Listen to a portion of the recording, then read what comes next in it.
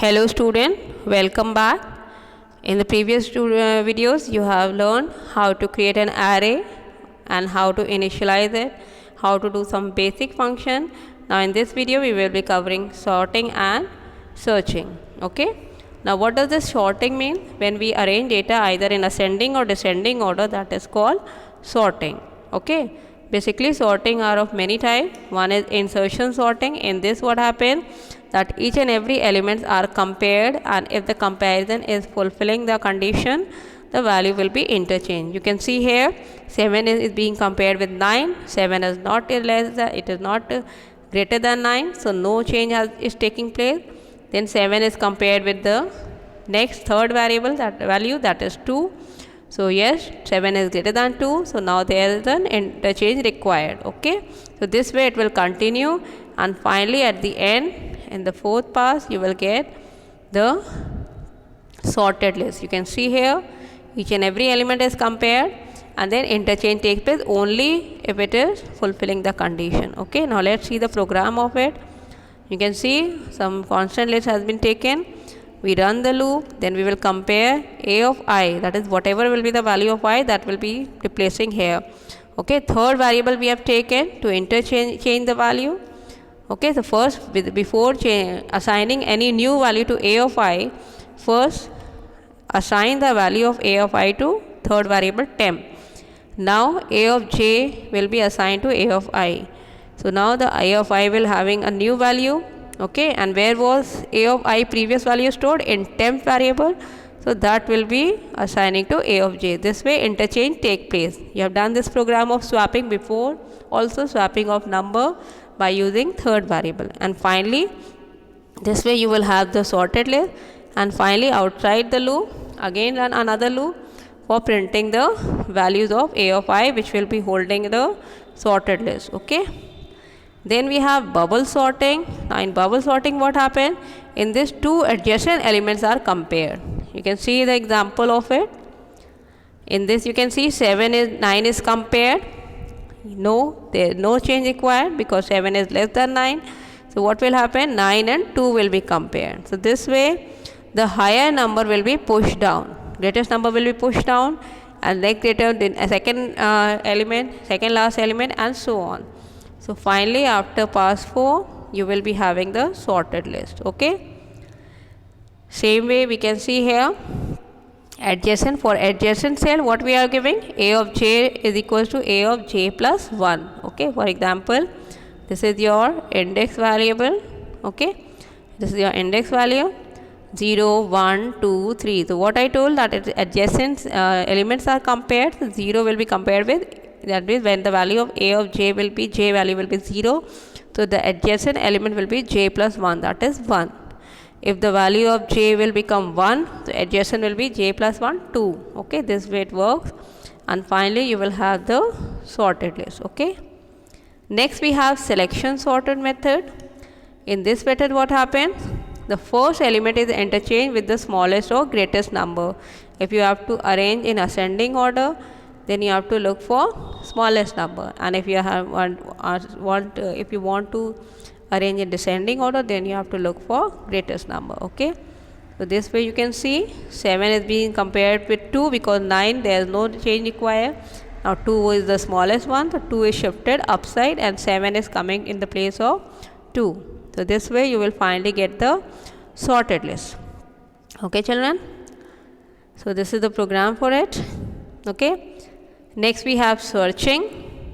Searching means to find any given element. Okay, sorting was arrangement of data either in ascending or descending order. Searching is user will give the array, and in the array list user will give one more value for the element which he has to find it. Okay, so again searching is of two types: sequential search, which is also known as linear search. Okay, in this method what happen? Particular data item will be compared. Each and every data items will be compared. You can see here m is the value which is holding the value, m is the variable which is holding the value that has to be searched. Then m is compared with x of a. Each and every element will be compared with m.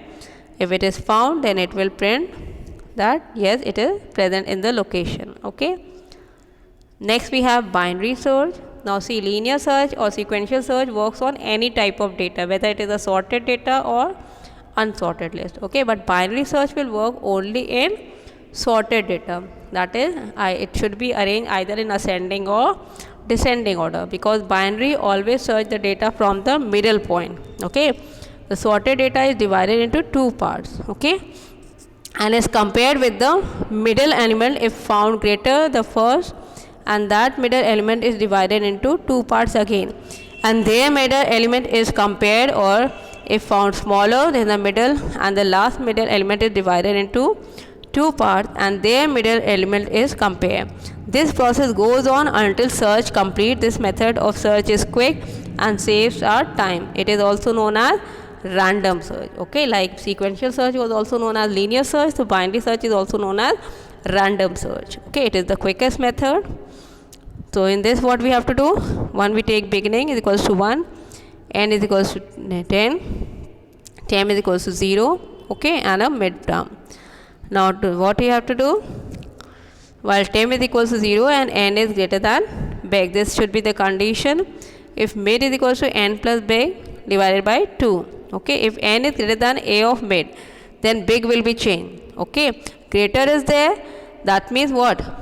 That means if your data is arranged in ascending order, and if n, the value to be searched, is greater than middle, so obviously your number should be in the second half of the array list. Okay, so beginning will become, your beginning index will become mid, that is midpoint is the starting index number from where you have to start. But if the n is less than a of mid, then what happens? Then it is in the first half, because it is a sorted list. So if the number is less than that a of mid, that is the center element, then your number should be in the first half. So no need to search in the second half of your array list. So this way it carries on. Okay, and finally if the number is found, to take a counter and set its value as 1. A switch is there whose value temp is there, whose value has been set to 1 as soon as the number is found. And if temp is equals to 1, the number is at location n and mid. Okay, so this way your bubble sort complete. Same way you have a simple program for finding the average of n and n of less than 10. Okay, now in this, what happened? Marks you are taking sum and average for storing the value of sum and average. Enter n, get the value. Okay, now you run the loop for I is equals to 0, I is less than n.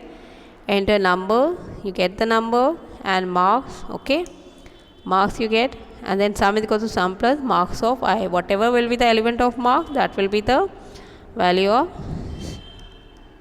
that has to be added to the value of sum. Okay, and finally when the loop will terminate, you will be having the total sum of the marks. Okay, and for finding average, what is the formula? Sum of total marks upon number of subjects. That means right now suppose user has entered n, we don't know what number user has entered, how many numbers user entered, so that is in n. Okay, so sum divided by n, this will be the average. So average is equals to percentage average, and this way completes your sum and average, how to calculate average and sum total of marks. Okay, so this completes your chapter, children. Revise it thoroughly. Thank you.